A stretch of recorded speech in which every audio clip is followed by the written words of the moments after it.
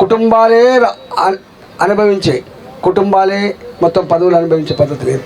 మోడీ గారిని తిడుతున్నారు, నీకు ఎవరు ఉండరా, నీకు ఎవరికైనా, నీకు భార్య లేదు, పిల్లలు లేదు, నీకు ఎవరికైనా అంటారు. అవును లేరు, నిజమే.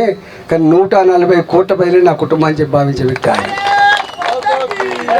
ఉన్నాయా 2G స్కాములు, ఉన్నాయా కోల్ స్కాములు, ఉన్నాయా బోఫర్ స్కాములు, ఉన్నాయా మంత్రుల అరెస్టులు, ఉన్నాయా IAS ఆఫీసర్ల అరెస్టులు.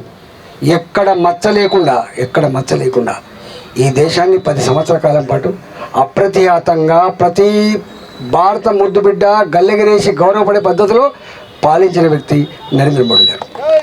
అందుకని ఆయన ఏమంటుండు, 11వ ఆర్థిక వ్యవస్థగా ఉండే ప్రపంచంలో 2014లో భారత ఆర్థిక వ్యవస్థ 11th place, today 5th place in the world.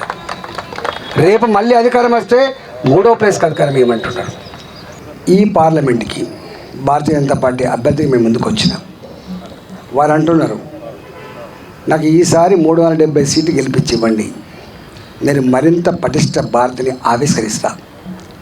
ప్రపంచ చిత్రపటం మీద భారత్కు ఒక గొప్ప గౌరవాన్ని, భారతదేశానికి ఒక గొప్ప గుర్తింపు తెచ్చిపెట్టే పనిచేస్తా అని చెప్పి వారు చెప్పిండ్రు.